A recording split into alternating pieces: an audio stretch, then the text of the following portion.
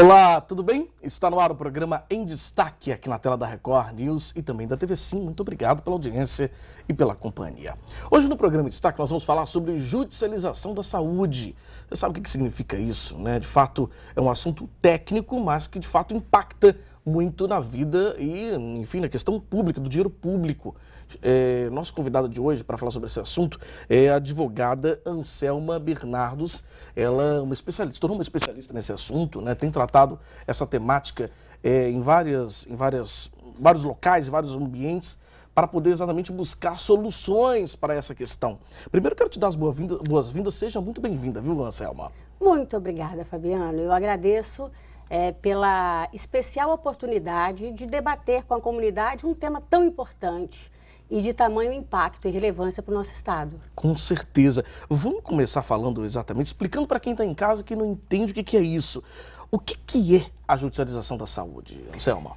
A judicialização da saúde é um fenômeno social, né? Que vem crescendo aí no nosso país e no estado do Espírito Santo há mais ou menos 2 décadas. Ele ganhou um volume muito grande e, em razão desse volume, ele tem despertado preocupação nos gestores públicos, né? As ações judiciais, elas têm o SUS como alvo do litígio e buscam no SUS a resolução ou a implementação de uma ação de saúde deixada no vazio ou inexistente pelo Estado. Para quem está em casa entender, vamos lá, a pessoa procurou o serviço de saúde e não conseguiu vaga, por exemplo, para uma internação. Aí ela aciona a justiça para conseguir essa vaga. É mais ou menos isso? É isso também. Também? É isso também. O que acontece?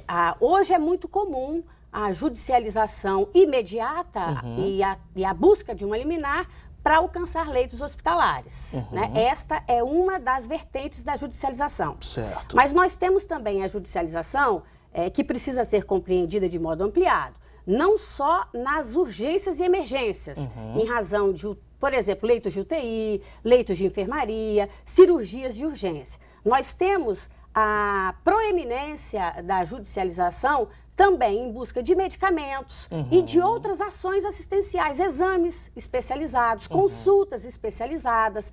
Então, a judicialização da saúde, ela engloba todas as ações e serviços de saúde não eficientemente prestados pelo Estado. Ou seja, a gente fica até num limbo aí nessa situação, né? Porque, ao mesmo tempo que você tem um Estado que não está dando conta, às vezes, de atender aquela demanda, né? Você também tem a população precisando do serviço.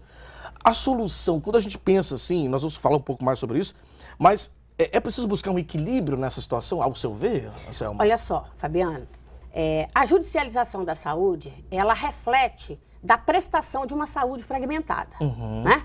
Então, vamos pensar lá naquele cidadão que mora num bairro da periferia de uma das cidades do Espírito Santo. Certo. Ele primeiro vai à unidade básica de saúde. Então, o médico o atende e entende que para fechar o diagnóstico é necessário a realização de um exame especializado. Certo. Uma ultrassonografia, uma tomografia e por aí e assim adiante. Esse exame, ele não é realizado imediatamente. Muitas vezes esse cidadão vai esperar 6 meses, 1 ano para realizar esse exame. E quando ele realiza esse exame e retorna no médico, o quadro clínico dele inevitavelmente estará enormemente agravado. O diagnóstico foi agravado e o prognóstico também foi agravado. Digamos que no final desse 1 ano depois da realização desse exame, esse mesmo cidadão tenha a indicação de uma cirurgia. Ele vai esperar mais 6 meses, 1 ano ou 2 anos para fazer essa cirurgia. E nesse ambiente, dentro desse espectro, a judicialização ela é absolutamente necessária e eficiente. E é a realização do direito do cidadão de ter acesso à justiça para implementar um vazio na assistência prestada pelo Estado. Certo. Isso é importante ser dito. Isso é muito sério, né? Muito sério. Muito sério. Olha, nós vamos fazer o seguinte, Anselma, nós vamos para um rápido intervalo, na volta vamos conversar um pouco mais sobre o assunto. Um assunto que precisa ser discutido, tem que ser falado, porque a gente está falando de judicialização da saúde, né? Enfim, qual é o equilíbrio, como buscar uma solução para esse problema que está posto, existe. Não é verdade? É bem rapidinho, a gente volta já já com o programa em destaque. Não sai daí.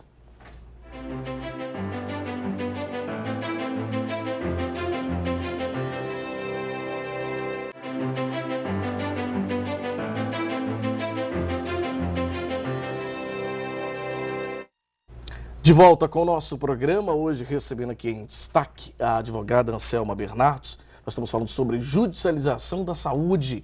E a gente no bloco anterior explicou um pouco o que é esse fenômeno, né? E o que isso causa de impacto, de fato, nas políticas públicas, né? Enfim, dos municípios também do Estado, na verdade.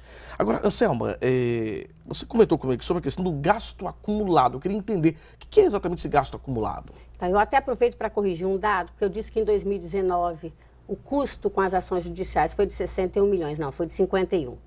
61 milhões foi em 2020. Certo. Em 2020 nós tivemos 554 novas ações ajuizadas. Mas o montante de atenção, o montante de medicamentos, por exemplo, disponibilizado, ou de demandas judiciais atendidas permanentemente ao longo dos anos, ele alcança o montante de 61 milhões de reais. Certo. Não são apenas as 554 ações ajuizadas em 2020 responsáveis pelo custo de 61 milhões de reais. Correto. Então é importante que se entenda que há um gasto acumulado com judicialização ao longo dos anos. E é importante também a gente tratar do impacto das decisões judiciais, Fabiano, observando os atores envolvidos. Claro. Olha, primeiro nós temos o SUS, Sistema Único de Saúde, que para mim é o maior sistema articulado de amor do mundo. Sim. Não existe outro, porque dentro do SUS nós não temos nenhum tipo de discriminação ou racismo.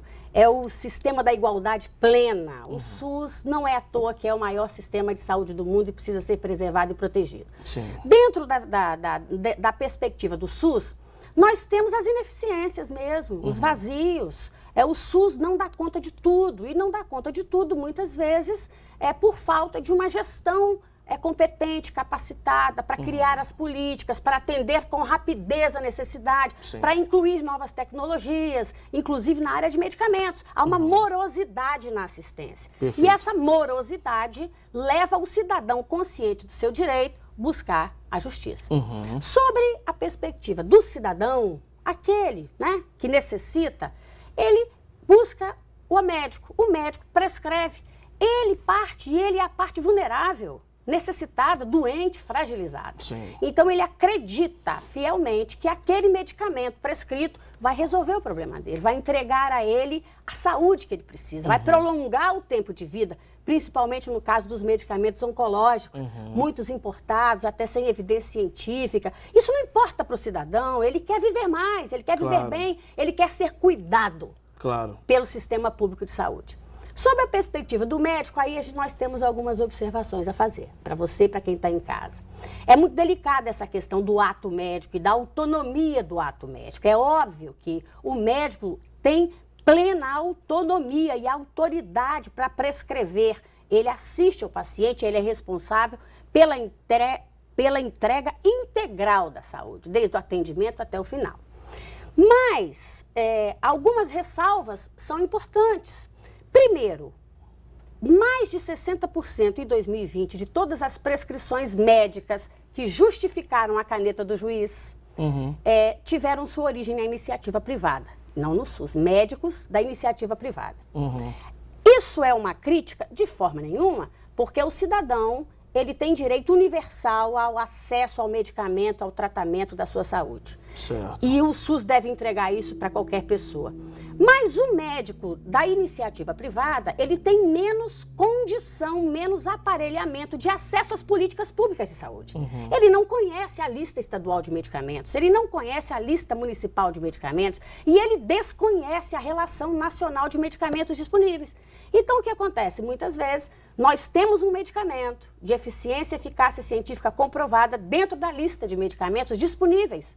E o médico prescreve um outro medicamento, de uma outra marca, ou de um outro laboratório que nós não temos. Isso gera uma dificuldade, um atraso no tratamento do paciente, do cidadão. Então, se o Estado, se o gestor se importasse, ou se ele desenvolvesse métodos simples de educação permanente, de workshops, de conversa com os médicos, com os operadores do direito, se houvesse a manutenção de uma interligação entre essas pessoas, o médico provavelmente iria aderir a essa moção, a essa busca, a essa sugestão, e ele iria indicar para o seu paciente o medicamento mais fácil de ser alcançado. O medicamento oncológico, por exemplo, se for importado, ele leva de 4 a 6 meses, considerando as dificuldades da alfândega para chegar no nosso país. Então, o médico, ele deixa o seu paciente desassistido por 4, 6 meses, enquanto nós temos medicamentos oncológicos disponíveis. Olha, infelizmente, nosso tempo já acabou, estourou, infelizmente. Que pena. Mas eu acho que é uma discussão assim tão séria, tão importante, que nós vamos, inclusive, ver um novo momento para a gente poder, inclusive, continuar essa conversa, né? A judicialização da saúde, como eu disse, está posta, existe, e a gente tem que discutir esse assunto, tem que buscar soluções, né? Opções para enfrentar esse problema, ou mesmo minorar, né? Resolver, diminuir essa problemática, sem dúvida alguma, né? Mas eu quero agradecer muito, gente. Olha, Anselma Bernardos, advogada, nossa convidada de hoje aqui no programa de Destaque, falando sobre judicialização da saúde. Foi um prazer, muito obrigado, viu, Anselma? Eu é que agradeço, eu posso aproveitar e deixar um convite? Claro. Agora, no dia 23, nós estaremos realizando um seminário lá pela Universidade de Vila Velha, exatamente dentro do curso de Direito Médico, continuando os debates sobre judicialização da saúde e autonomia do ato médico. Então, ficam aí, né? Fiquem todos convidados a participar conosco, né? E é isso aí, colaborando sempre para desenvolver políticas, né, de prestação de ações de saúde para o povo do Estado do Espírito Santo. É isso, muito obrigado mais uma vez, viu? Bom, você de casa, muito obrigado pela audiência, pela companhia. O programa fica por aqui. Para assistir essa entrevista novamente, acesse simnoticias.com.br. Grande abraço e até qualquer hora na Record News e também na TV Sim. Tchau, até lá!